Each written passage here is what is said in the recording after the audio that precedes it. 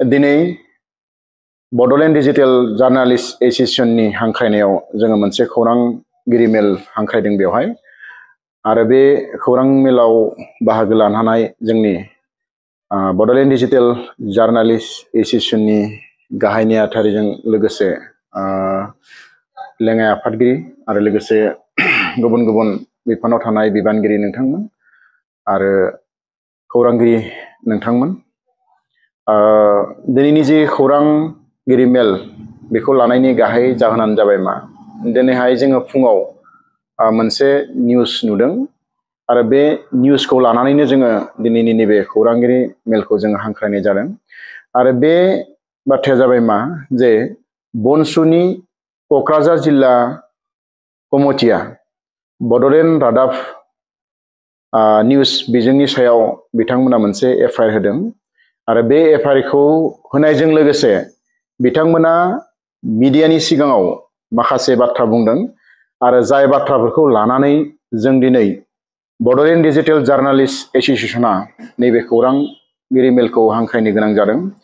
दा बाथ्राया जाबाय मा जोङो थांनाय 10 तारिखआव क'क्राझाराव जोंनि मोनसे मावफुं मेल जादोंमोन आरो बे मावफुं मेलाव जोङो अपेनलि जोङो मिडियानि सिगाङाव जों बुंनाय जादोंमोन जे जोंनि एसोसिएशनाव थानाय जेसेबां माने खौरां बिजों दङ बिथांमोना जुदि माबा मोनसे निउस फोसावनायाव सोरनियावबा जुदि नांदोंब्ला एबा गोरोन्थि जादोंब्ला बेखौ नोंथांमोना आसि दिन्थिना होनांगौ आरो माबा मोनसे गोरोन्थि बेबायदि जादोंब्ला नोंथांमोना जोंनि आफादगिरि नेहाथारि बा जायखिजाया सोद्रोमा बिथांमोननो फोरमायहरनांगौ आरो सावरायलायनांगौ आरो बेबायदि एफआइआर बा जोंनि गेजेराव एना एनि जानाङा बेबायदि बाथ्राखौ बुंदोंमोन। नाथाय गमामायैनो जोङो जे निउसखौ नुबाय बेवहाय बड'लेण्ड रादाब निउस बिजोङा बिथांमोननि जे बनसुनि मुंखौ लादों होननानै बुंदों आरो बे निउसखौ हयथ' गोबाङानो नुदों आरो हयथ' गोबाङानो नुवाखै आरो बड'लेण्ड रादाबनि गाहाय सामलायगिरि बिथांमोनजों जोङो सावरायलायदोंमोन आरो बिथांमोनाबो बुंदों जे बबेबा मोनसे लेभेलाव एसे गोरोन्थि जानो हागौ नाथाय बे गोरोन्थिखौ बिथांमोना लगे लगे खम समनि गेजेरावनो बेखौ सुद्रायदों होननानै बुंदों आरो बियो बोरैबा एसे मिस्टेक जादों होनना बुंदों इन्टेनसनलि बिथांमोना खालामाखै होननानै बुंदों आरो बिदिनो जायो मालाबा निउस लायोबाबो बेबायदि माने गोरोन्थि फोसावफ्लाङो बिथांमोनाबो कारेक्सन खालामो मालाबा माने प्रतिदिन टाइम मालाबा प्रतिदिन असमिया प्रतिदिन मालाबा नियम बार्ता पेपारफोरावबो जों माब्लाबा बेबायदि गोरोन्थि फोसावनायफोरखौ जों नुयो नाथाय बिथांमोना बेफोरबायदि माखासे गोरोन्थिफोरखौ सुद्रायना लायो नाथाय जोंनि बर'फोरनि बेलायाव मा जादों दायो जे एसे गोरोन्थि मोनब्लानो मानसिखौ माने हारेसमेन्ट होनांगौ मेन्टेलि टर्चार होनांगौ बेबायदि मेन्टेलिटि जोंनि गेजेराव जादों। दा ओंखायनो नैबे समाव आङो बुंनो लुबैदों जे बड'लेण्ड रादाबा माबाफोर गोरोन्थि मावदोंब्ला गोरोन्थि जादोंब्ला जिहेतु बिथांमोना जोंनि एसोसिएशनाव दङ आरो बिथांमोनखौबो जों बुंदों जे बेबायदि जुदि गोरोन्थि निउस फोसावदोंब्ला सेकेन्ड टाइम नोंथांमोना बेबायदि माने निउस फोसावनाङा होननानै जोङो बुंदों आरो बिथांमोनाबो बुंदों अके जोंनिफ्राय जों बेबायदि निउस फोसावा होननानै आरो बेखायनो आंबो खावलायनो लुबैदों बनसुनि क'क्राझार जिल्लानि जाय बिबानगिरिया माने स्टेटमेन्ट होदों बिथांमोनखौ आं खावलायनो लुबैदों जे नोंथांमोना माने बे केसखौ उइथड्र खालामना लानांगौ आरो बे केसखौ उइथड्र खालामना लानांगौ बेखायनो बुंदों जे डिजिटेल जार्नालिस्ट एसोसिएशना थांनाय 2019 मायथाइयाव बियो 5 इयार्स रानिं आरो नोंथांमोनाबो बर' जाथिनि थाखायनो जोनोम जानाय मोनसे अर्गेनाइजेसन आरो जोंबो बर' जाथिनि थाखायनो निउस बिजोंखौ माने जौगाहोनो थाखाय जोङो जोंनि नैबे बड'लेण्ड डिजिटेल जार्नालिस्ट एसोसिएशननि जोनोम जोङो जुदि बर'फोरनि खौरां बिजोंनि जिथु हिस्टरि जोंनि जारिमिनखौ जों नायोब्ला नुयो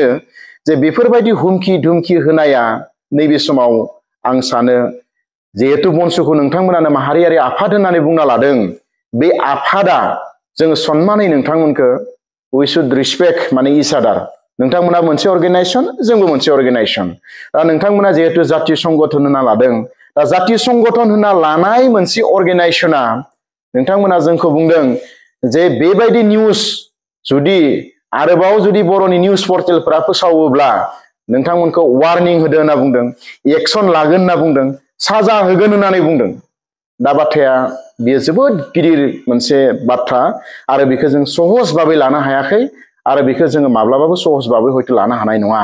मानो होनना बुङोब्ला जों नायदों जोंनि बर'नि जे जारिमिनाव जे बेबायदि हुमखि होनाय दाबि होनाय हयथ' सिगाङावबो जादोंमोन। जोंनि गोबां खौरांगिरिफोरखौ बेबायदिनो दाबि धुमखि होनानै सोरखौबा हयथ' गावथारदों, सोरखौबा हयथ' धुमखि होदों, सोरखौबा हयथ' बुदों, बेबायदि जाथायाबो जादों। दा बेनिखायनो जों गिखांनाय मोनदों।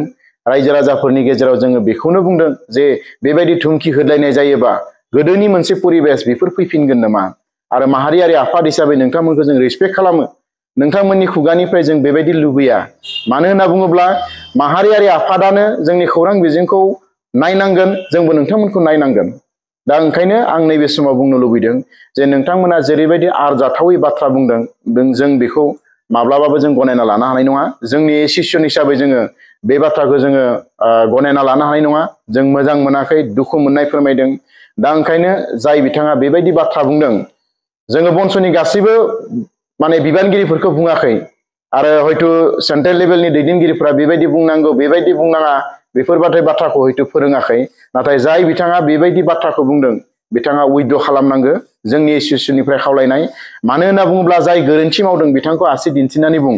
नाथाय सासेखौ आसि दिन्थिनायनि मुङाव जों गासैखौबो नोंथांमोना बेबायदि आसि दिन्थिनानै जानला मानला बाथ्रा बुङोब्ला जोंनि गेजेराव मालाबा हयथ' सौग्रावलायनाय बेयो फैनो हागौ। दा ओंखायनो जोंनि थांखिया जाबाय मा, मोनफ्रोमबो अर्गेनाइजेसन, साफ्रोमबो सुबुं, साफ्रोमबो लेभेलनि मानसिफोरनि जि निउस जों बेखौ फोसावनांगौ। आरो जोंनि जे खौरां बिजों बेयो जाहाथे गुबुन हारिनि बायदि, गुबुन बिजों बायदि हिन्दी, इंलिस, उर्दु बायदि बायदि, बांला बेबायदि माने खौरां बिजों बायदि जोंनि खौरां बिजोङाबो जौगानांगौ। जों बेनि थाखाय जों खामानि मावबाय थादों। आरो जोंनि गेजेराव दाबो मोजां जोङो रिपर्टार सोरजिनो हायाखै, मोजां जार्नालिस्ट सोरजिनो हायाखै। आरो बेखायनो जोङो माने जार्नालिस्ट, मोजां खौरांगिरि, मोजां खौरां बिजों, मोजां निउस पर्टेल, मोजां सेटेलाइट चेनेल जोङो माने दिहुननायनि थाखाय जोंनि गेजेराव जोङो सावरायलायनाय जायो। आरो एखमबा एखमबा जोंनि गेजेराव सावरायलायनाय जायो। जोंनि गेजेराव गोबां माने थाखा फैसा गोनां मानसिफोर दङ, गोरों मानसि दङ जोंनिख्रुइ। जों जाबाय हाद्रन मानसि। सोरबाया सिम्पल बिए, सोरबाया हयथ' ग्रेजुवेट, सोरबाया MA पास, सोरबाया माने ओरैनो थानाय मानसि। बिथांमोनानो दिनै खौरां बिजोंखौ दिनै फोथांना लाखिदों। आरो जों जेरैबायदि जोंनि खौरां बिजोंखौ माने जौगाहोनो थाखाय खामानि मावदों, हयथ' बेखौ रायजो राजाफ्रा नुगासिनो दङ। दा ओंखायनो आं बुंदों मोननै बाथ्रा। मोनसेया जाबाय जिथु FIR, बेखौ नोंथांमोना उथायना लानांगौ। बेनि उनाव जोङो ज' सावरायलायगोन। 2 नम्बर बाथ्रा बे जाबाय मा, नोंथांमोना जोंखौ गासैबो निउस पर्टेलखौ नोंथांमोना जेरैबायदि हुमखि होदों, वार्निं होदों, एक्सन लागोन होनदों, साजा होगोन होनना बुंदों, बे बाथ्राखौ जाय बिथाङा बुंदों बेखौ उथायनानै लानांगौ, उइथड्र खालामनांगौ। आङो दिनै बन्स'नि आफादगिरि बिथांजों बनजित मन्जिल बसुमतारिजों आङो फनाव कन्टेक्ट खालामदोंमोन। बिथांनि फना रिं जादों। रिं जादोंब्लाबो बिथाङा आंनि फनखौ रिसिभ खालामाखै। आरो बे गासैबो बाथ्रानि सायाव आङो मोजाङै बिथांजों सावरायनो होननानै आं बिथांखौ फन खालामदोंमोन। बिथाङा नाथाय आंनि फनखौ रिसिभ खालामाखै। हयथ' नाम्बारा बिथांनो सेभ गैयाब्लाबो ट्रु कलार आंनिनो नामाव दङ हिसाबै बिथाङा हयथ' मिथिदों। सेकेन्ड टाइम आं मोनाबिलि समाव बिथांखौ फन खालामदोंमोन। माने बिथाङा आंनि जिथु फन बेखौ बिथाङा ब्लक खालामदों। आं माने कन्टेक्ट खालामनो हायाखै। दा बाथ्राया जाबाय मा, जे क'क्राझार जिल्लायाव दिनै माने जोंनि जे बड'लेण्ड रादाब बिथांमोननि सायाव जिथु केस होदों, दा बेखौ जों उइथड्र खालामनो थाखाय जों खावलायदों। आरो बेखौ बार बार बुंदों। आरो जोंनि जिहेतु माखासे माने चेनेलफोरखौ सरजाबनानै बिथांमोना जितु वार्निं होदों आरो बिथांमोना एक्सन लागोन होनदों, साजा होगोन होनदों। दा बेफोर गासिबो बाथ्राखौ जों जुदि नायोब्ला जोंबो बेबायदि बिथांमोना जुदि एसे दायावनो जुदि जोंखौ माने FIR होयोबा, आयेननि राहा लायोबा, हयथ' नैबे बाथ्राखौ बिथांमोना जुदि उइथड्र खालामाब्ला आरो FIR खौ बिथांमोनाबो जुदि उइथड्र खालामाबा, जोंबो इयुन समाव आयेननि जिथु राहा बेखौ जोंबो लानांगोन। आरो मोनसे खोथाखौ आङो स्पष्ट भाबै बुंनो लुबैदों, माने जिल्ला आफादासो FIR होदों आरो बेवहाय सेन्ट्रेल कमिटिया जुरित' गैया। नाथाय जोङो जुदि बेबायदि जुदि खालामबाय थायोब्ला बा बेखौ जुदि बिथांमोना उइथड्र खालामाब्ला आरो जिखिना बाथ्राखौ बिथांमोना बुंदों बेनि सायाव जुदि बिथांमोना फिन जुदि माने स्टेटमेन्ट होफिनाबा बा उइथड्र खालामाब्ला फैगोन समाव जोङो बन्स'नि जिखिना निउस फैगोन बंस'नि माखासे माने प्रग्रामफोर फैगोन जोंनि जिहेतु सेसनाव 15टा चेनेल दङ बे चेनेला बिथांमोननि निउसखौ माब्लाबा फोसावनाय नङा दा बेनिखायनो आङो सेन्ट्रेल कमिटिनि आफादगिरि बिथांखौ नैबे आयदायाव मोजाङै गोथौयै स्टाडि खालामनानै जाहाथे नैबे माने जिथुनिखि प्रब्लेम सोरजिदों दायो जादों बे प्रब्लेमखौ जाहाथे खम समनि गेजेराव बिथाङा सलुसन खालामनानै होयो दा बेखौ आङो जिल्ला कमिटिनि सेन्ट्रेल कमिटिनि बंस'नि